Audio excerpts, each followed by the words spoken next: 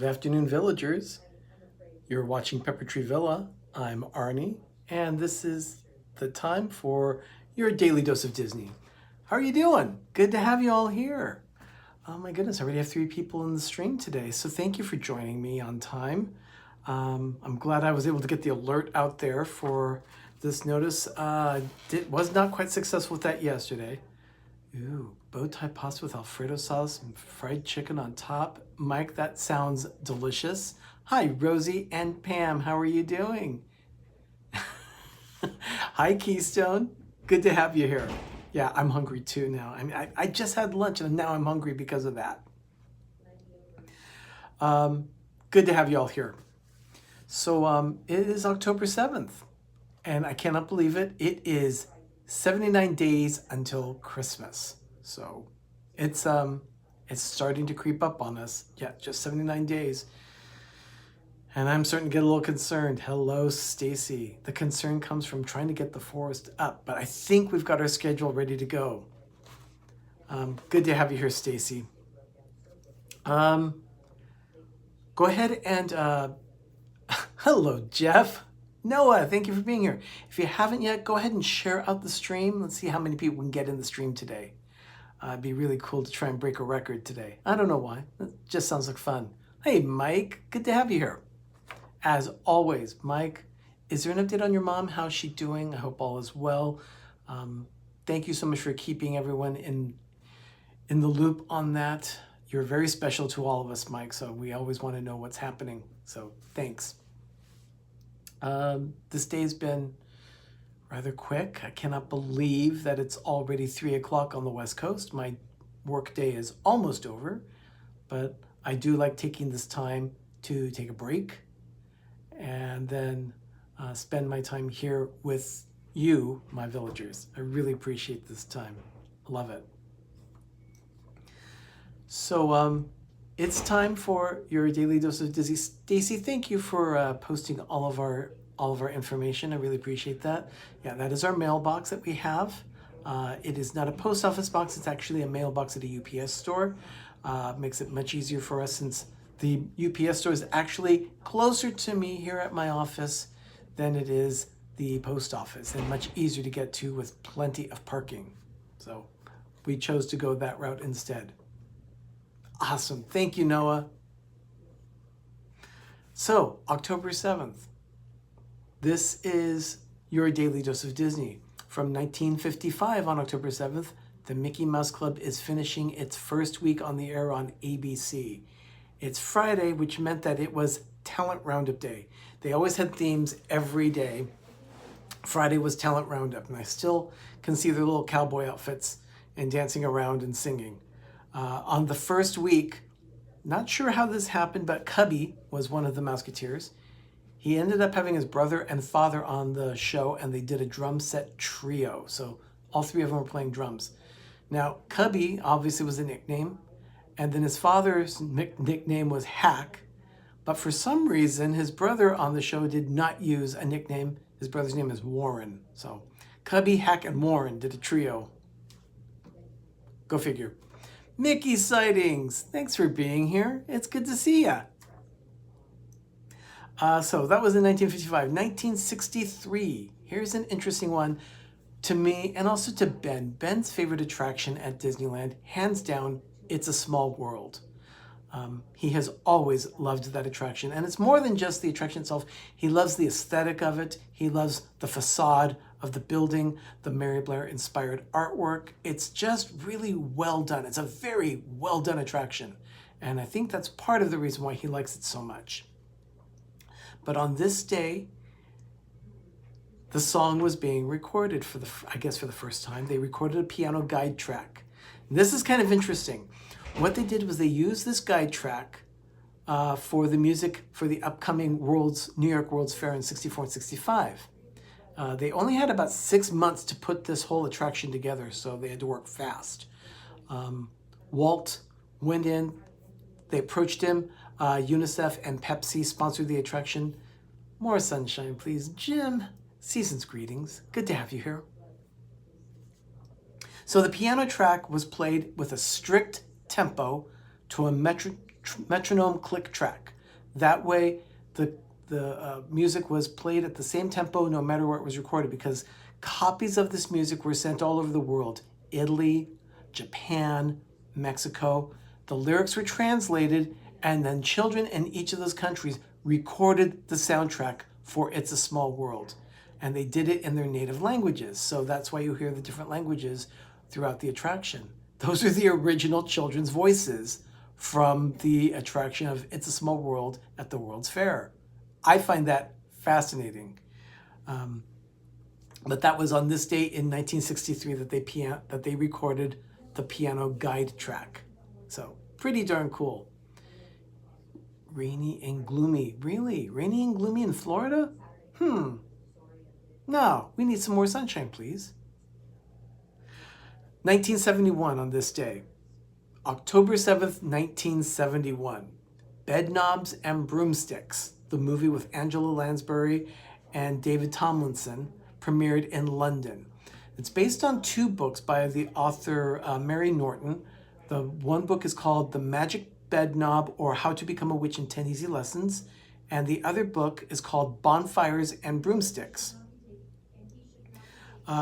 Like I told you, the film starred Angela Lansbury, and David Tomlinson you may know as Mr. Banks in Mary Poppins. He played this role as well.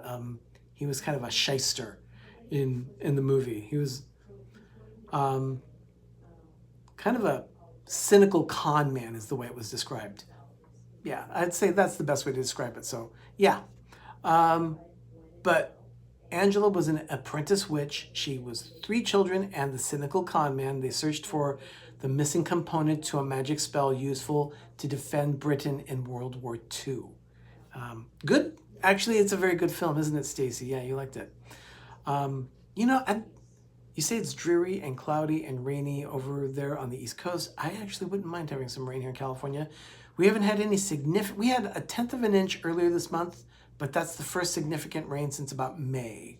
We usually don't get any rain during the summer in the Bay Area, so it's been a long time since we've seen some real good rain. I'd love to see at least 1 inch or 2 fall right now. But anyway, that aside, 1991, October 7th.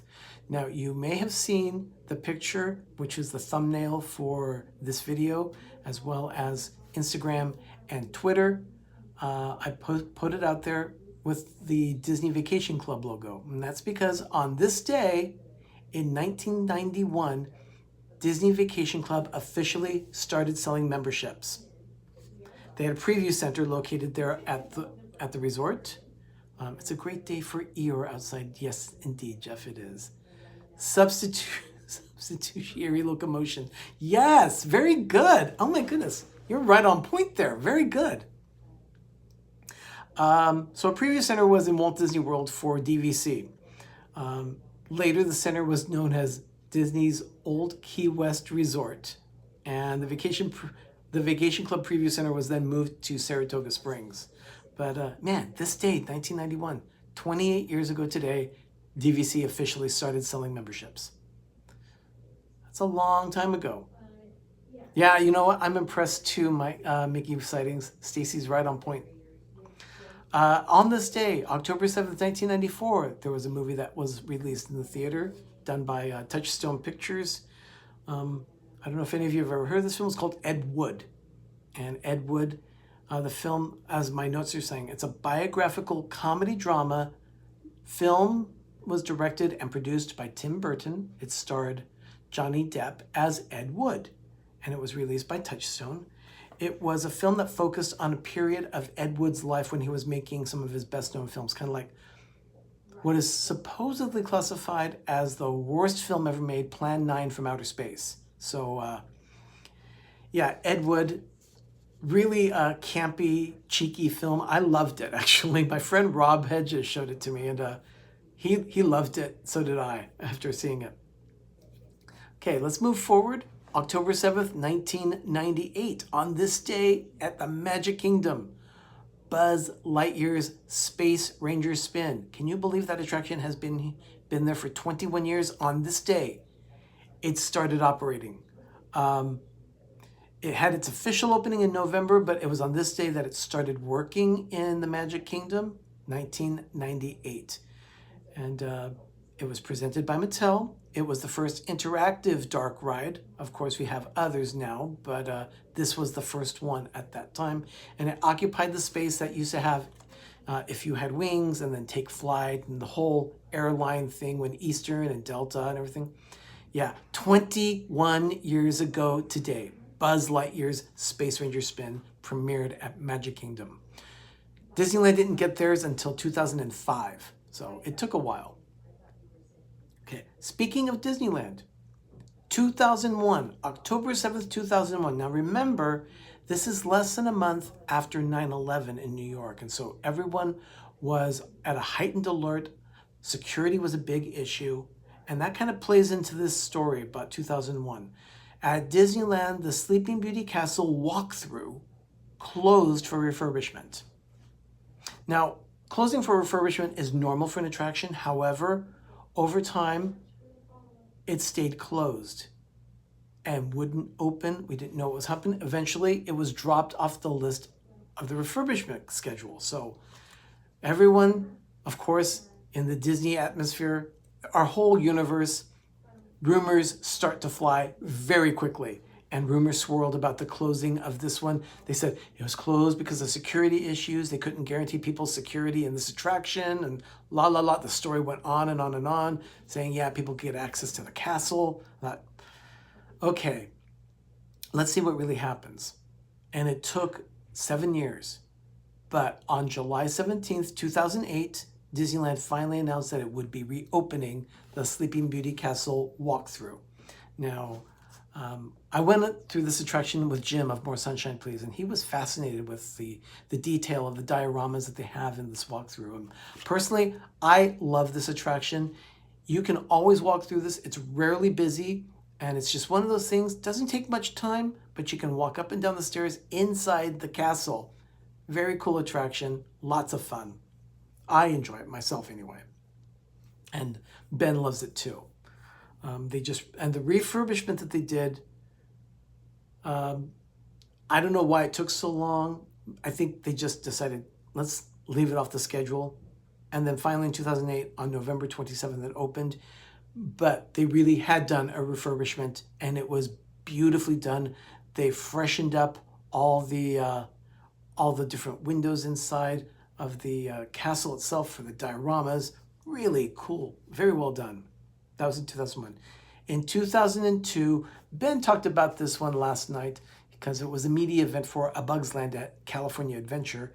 But on this day, California Adventure officially opened to the public. It was based on the 1998 Disney Pixar film A Bug's Life, and it was built right next to Bountiful Valley Farm in the Golden State area. Now, Bountiful Valley no longer exists. The Golden State area no longer exists either.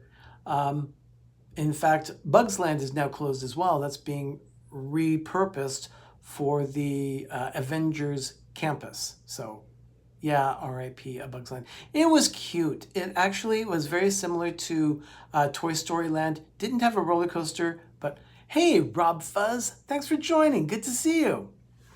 So Bugs Land didn't have a roller coaster, but it had a lot of little rides that you could ride. It had Heimlich's Choo Choo Train, Flicks Flyers, Tuck and Roll's bumper cars, and it had a little boogie ride for Frances, the ladybug.